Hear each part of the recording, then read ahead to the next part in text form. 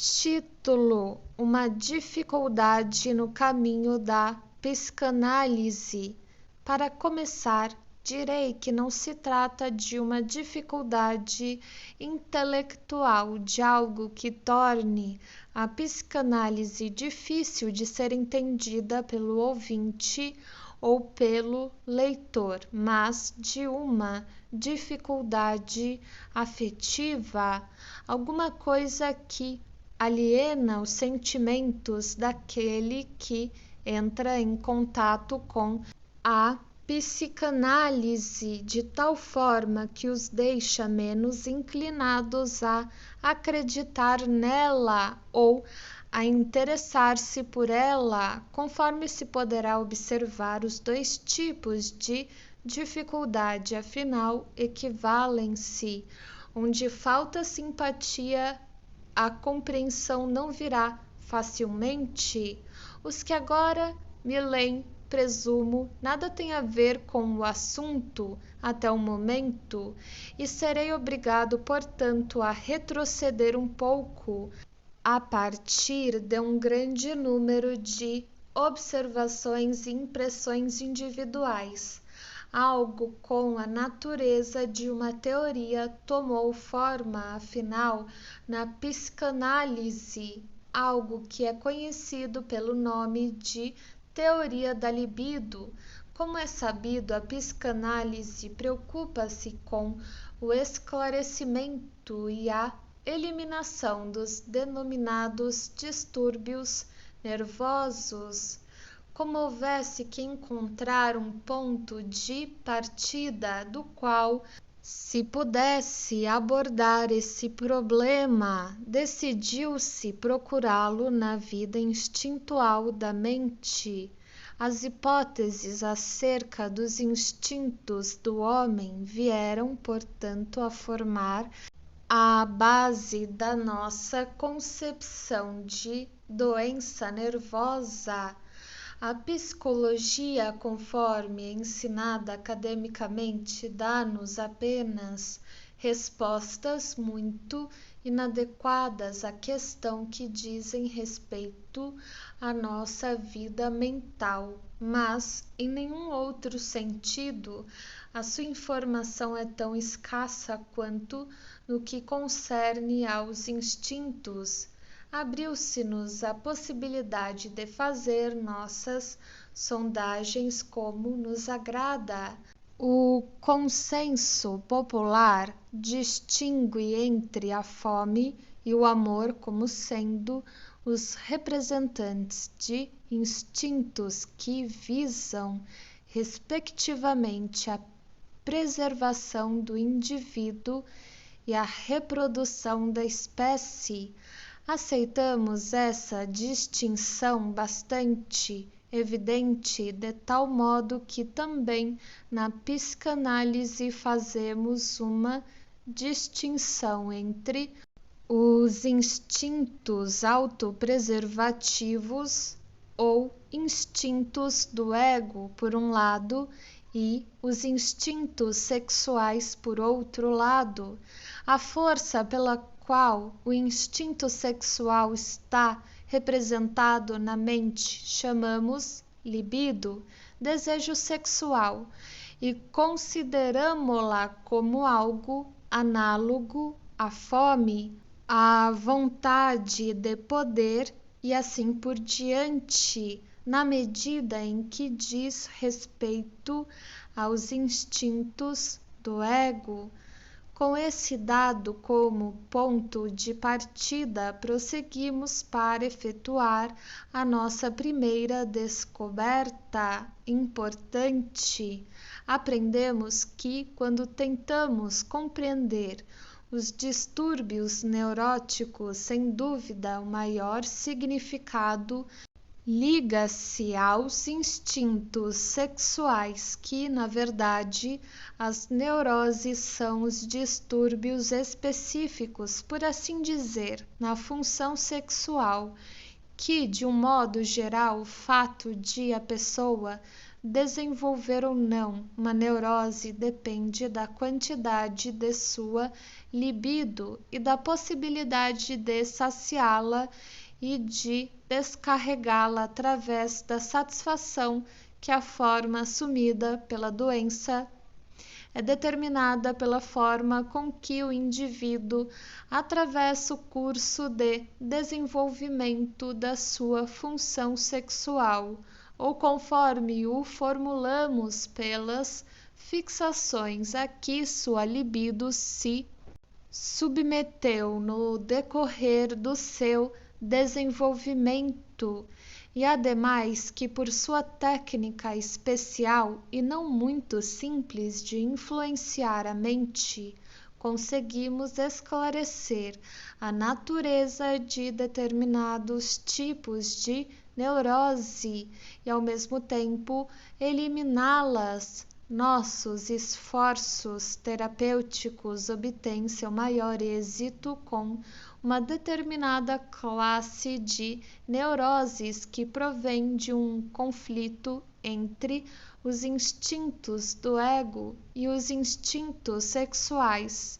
Porque nos seres humanos pode acontecer que as exigências dos instintos sexuais, cujo alcance se estende muito além do indivíduo, pareçam ao ego constituir um perigo que ameaça a sua autopreservação ou a sua autoestima. O ego assume então a defensiva, nega aos instintos sexuais a satisfação que almejam e força-os pelos caminhos estreitos da satisfação substitutiva que se tornam manifestos como sintomas nervosos. O método psicanalítico de tratamento é então capaz de submeter à revisão esses processos de repressão e conseguir uma solução melhor para o conflito, uma solução que seja compatível com a saúde. Opositores pouco inteligentes acusam-nos de parcialidade na avaliação dos instintos sexuais. Os seres humanos têm outros interesses além dos sexuais, dizem eles. Nem por um momento esquecemos ou negamos esse dado. Nossa parcialidade é como a do químico que atribui a todos os componentes a força da atração química. Nem por isso está negando a força da gravidade. Deixa que o físico lide com ela. Durante o processo de tratamento, temos que considerar a distribuição da libido do paciente. Procuramos representações objetais às quais esteja ligada e libertamo-la delas de modo a colocá-la à disposição do ego. No decorrer desse processo, chegamos a formar uma imagem muito curiosa do original, a distribuição primeva da libido dos seres humanos. Fomos levados a presumir que, no início do desenvolvimento do indivíduo, toda a sua libido, todas as tendências eróticas, toda a sua capacidade de amar está vinculada a si mesma, ou, como dizemos, catequiza o seu próprio ego. É somente mais tarde que, ligando-se à satisfação das principais necessidades vitais, a libido flui do ego para os objetos externos. Até então, não conseguimos reconhecer os instintos libidinais como tais e distingui-los dos instintos do ego. Para a libido, é possível desvincular-se desses objetos e regressar outra vez ao ego, a condição em que o ego retém a libido é por nós denominada narcisismo, em referência à lenda grega do jovem Narciso que se apaixonou pelo seu próprio reflexo. Assim, na nossa concepção, o indivíduo progride do narcisismo para o amor objetal. Não cremos, porém, que toda sua libido passe do ego para os objetos. Determinada quantidade de libido é sempre retida pelo ego, mesmo quando o amor objetal é altamente desenvolvido, persiste determinada quantidade de narcisismo. O ego é um grande reservatório do qual flui a libido destinada aos objetos e para o qual regressa a vinda dos objetos. A libido objetal era inicialmente libido do ego e pode ser outra vez convertida em tal.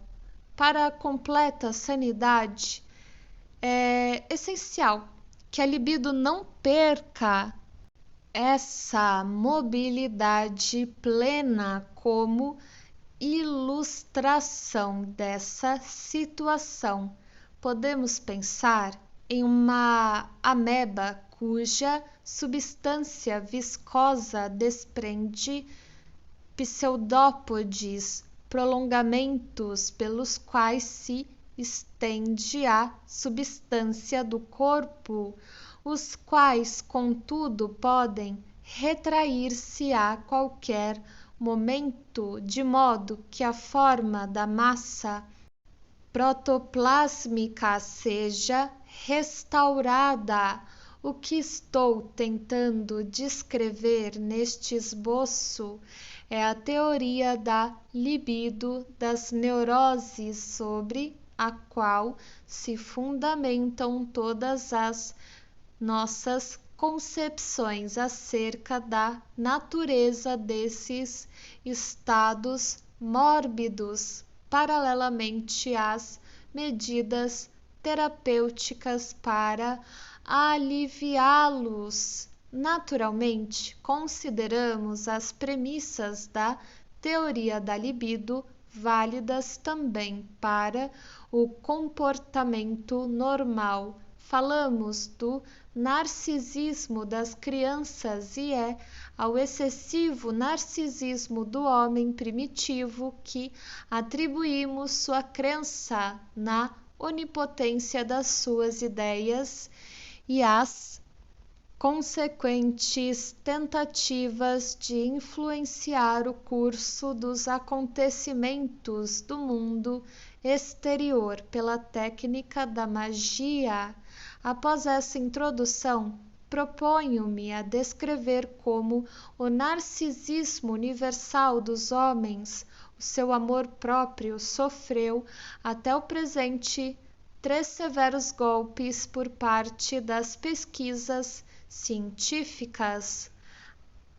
Nas primeiras de suas pesquisas, o homem acreditou de início que o seu domicílio, a Terra, era o centro estacionário do universo, com o Sol, a Lua e os planetas girando ao seu redor. Seguia assim ingenuamente os ditames das percepções dos seus sentidos, pois não sentia movimento na Terra, e todas as vezes que conseguia uma visão sem obstáculos, encontrava-se no centro de um círculo que abarcava o mundo exterior.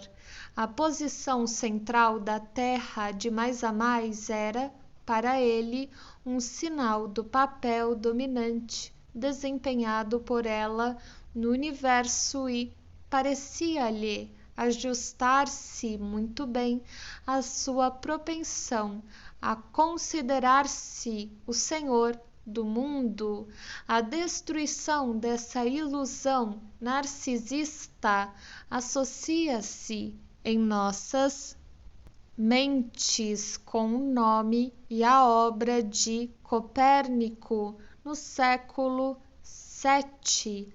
Muito antes dessa época, porém, já os pitagóricos haviam lançado dúvidas sobre a posição privilegiada da Terra e, no século III a.C., Aristarco de Samos havia declarado que a Terra era muito menor que o Sol e movia-se ao redor deste corpo celeste, mesmo a grande descoberta de Copérnico, portanto, já fora feita antes dele. Quando essa descoberta atingiu um reconhecimento geral, o amor próprio da humanidade sofreu o seu primeiro golpe, o golpe cosmológico. B. No curso do desenvolvimento da civilização, o homem adquiriu uma posição dominante sobre as outras criaturas do reino animal. Não satisfeito com essa supremacia, contudo, começou a colocar um abismo entre a sua natureza e a dos animais. Negava-lhes a posse de uma razão e atribuiu a si próprio uma alma imortal, alegando uma ascendência divina que lhe permitia romper o laço de comunidade entre ele e o reino animal.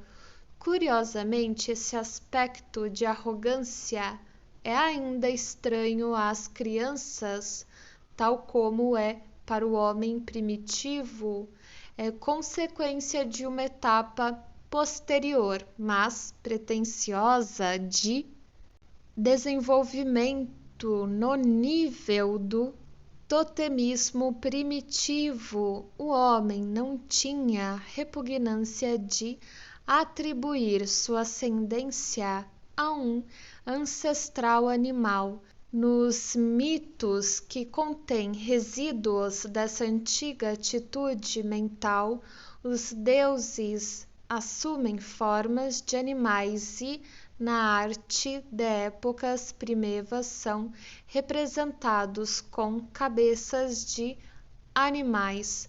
Uma criança não vê diferença entre a sua própria natureza e a dos animais. Não se espanta com animais que pensam e que falam nos contos de fadas. Transfere uma emoção de medo que sente do seu pai humano para um cão ou um cavalo, sem pretender com isso qualquer depreciação do pai. Só quando se torna adulta é que os animais se tornam tão estranhos a ele que usa os seus nomes para aviltar esses seres humanos. Todos sabemos que há pouco mais de meio século as pesquisas de Charles Darwin e seus colaboradores e precursores puseram fim a essa presunção por parte do homem. O homem não é um ser diferente dos animais ou superior a eles. Ele próprio tem ascendência animal, relacionando-se mais estreitamente com algumas espécies e mais distanciadamente com outras. As conquistas que realizou posteriormente não conseguiram apagar as evidências tanto na sua estrutura física quanto nas suas aptidões mentais da analogia do homem com os animais. Foi este o segundo, o golpe biológico no narcisismo do homem. C. O terceiro golpe, que é de natureza psicológica, talvez seja o que mais fere.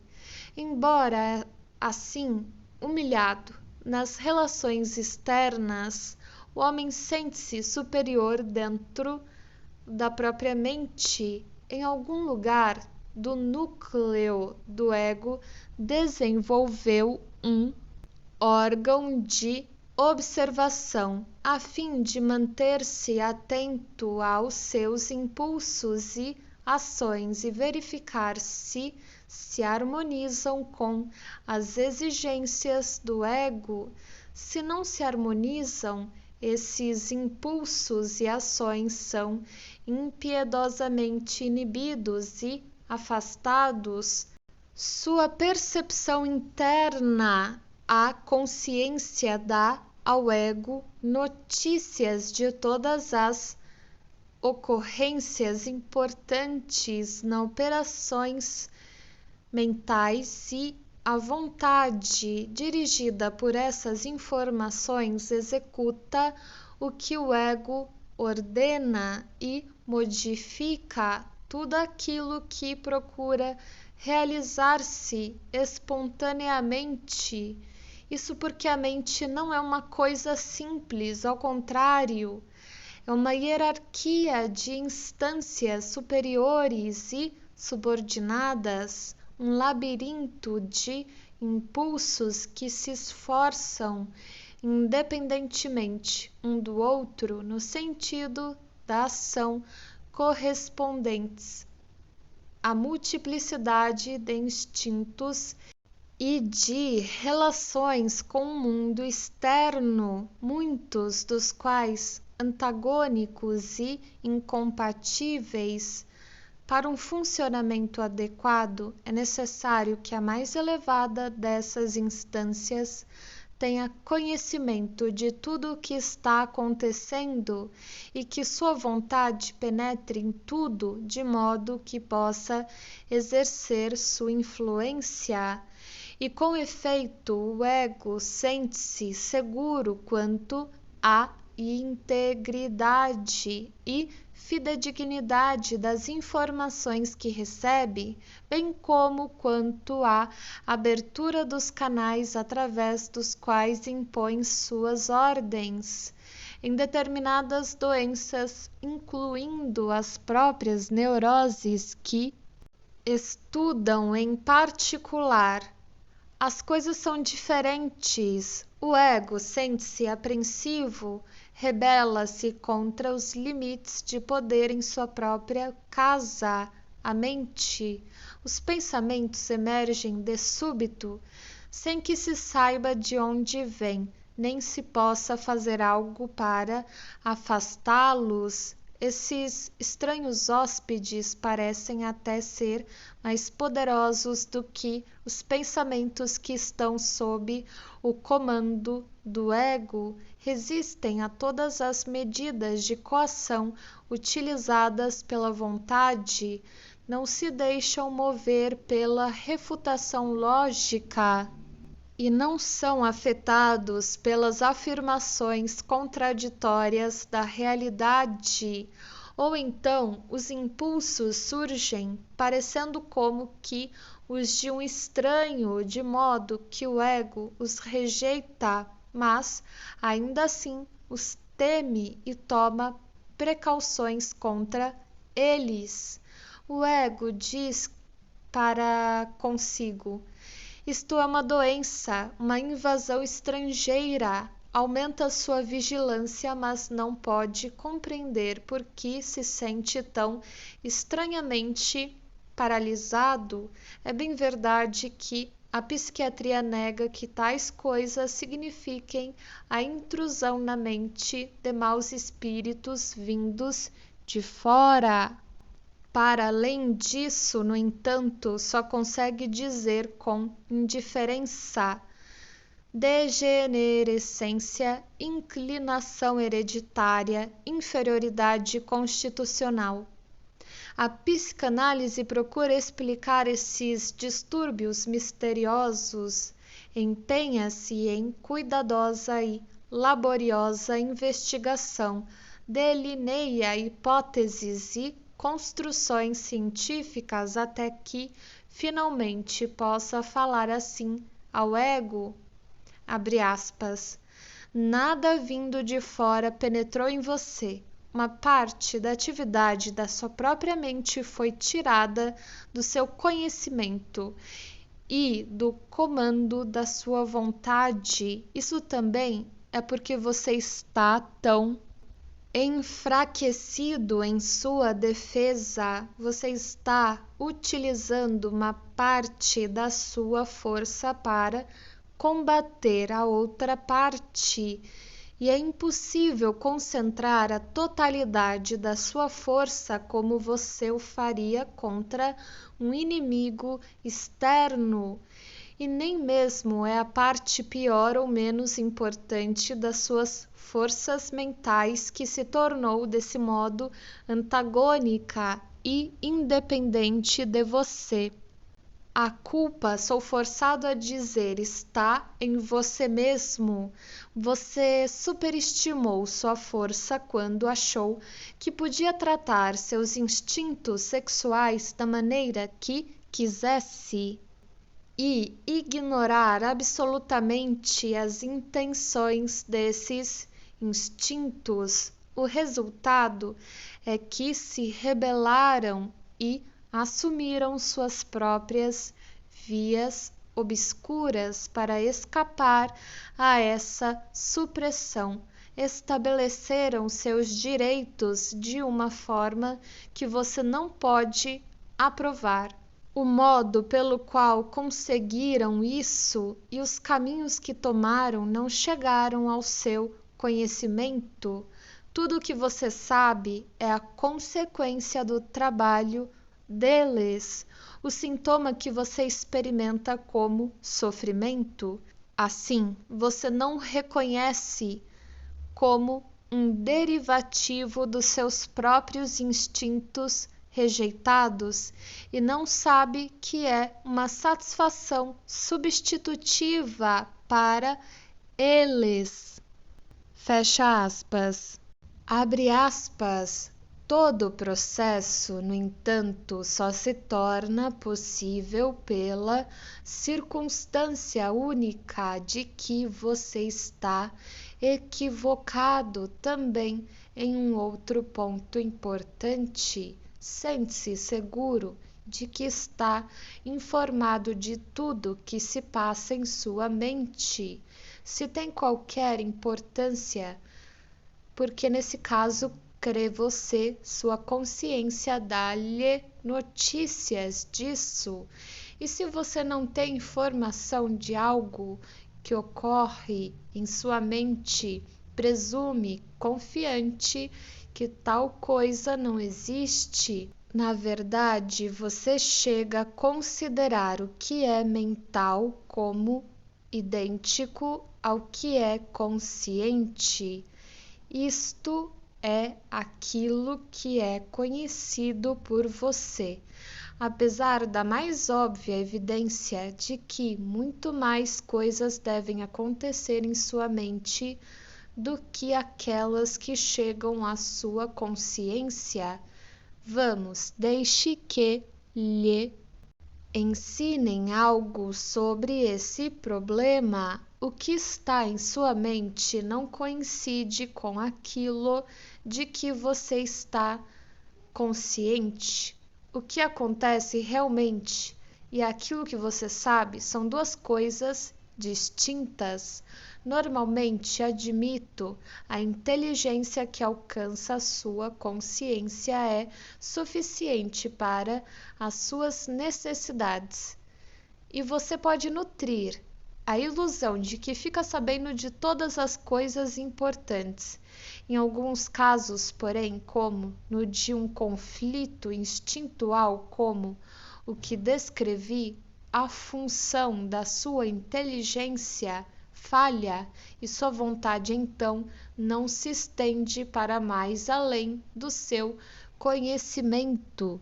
Em todo caso, contudo, a informação que alcança sua consciência é incompleta. e muitas vezes não é de minha confiança. Com frequência também acontece que você só obtém informações dos eventos quando eles acabaram e quando você nada mais pode fazer para modificá-los, mesmo se você não está doente. Quem poderá dizer tudo o que está agitando sua mente? Coisas que você não sabe ou das quais tem falsas informações?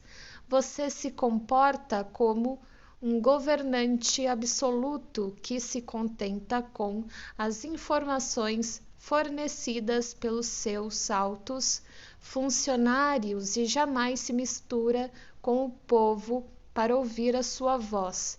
Volte seus olhos para dentro. Contemple suas próprias profundezas, aprenda primeiro a conhecer-se, então compreenderá porque está destinado a ficar doente e talvez evite adoecer no futuro. Fecha aspas. É assim que a psicanálise tem procurado educar o ego. Essas duas descobertas, a de que a vida dos nossos instintos sexuais não pode ser inteiramente domada e a de que os processos mentais são em si inconscientes e só atingem o ego e se submetem ao seu controle por meio de percepções incompletas e de pouca confiança.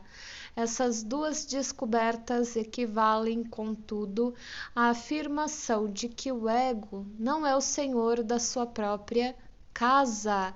Juntas, representam o terceiro golpe no amor próprio do homem, o que posso chamar de golpe psicológico.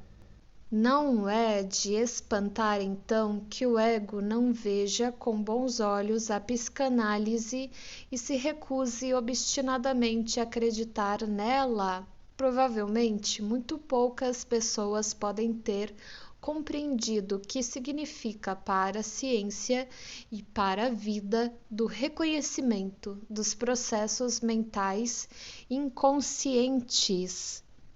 Não foi, no entanto, a psicanálise. Apressemo-nos a acrescentar que deu esse primeiro passo. Há filósofos famosos que podem ser citados como precursores acima de todos. O grande pensador Schopenhauer, cuja vontade inconsciente equivale aos instintos mentais da psicanálise. Foi esse mesmo pensador, ademais, que, em palavras de inesquecível impacto, advertiu a humanidade quanto à importância ainda tão subestimada pela espécie humana da sua ânsia sexual. A psicanálise tem apenas a vantagem de não haver afirmado essas duas propostas tão penosas para o narcisismo, a importância psíquica da sexualidade e a inconsciência da vida mental, sobre uma base abstrato, mas demonstrou-as em questão que tocam pessoalmente cada indivíduo e o forçam a assumir alguma atitude em relação a esses problemas. É somente por esse motivo, no entanto, que atrai sobre si a aversão e as resistências que ainda se detêm com pavor diante do nome do grande filósofo.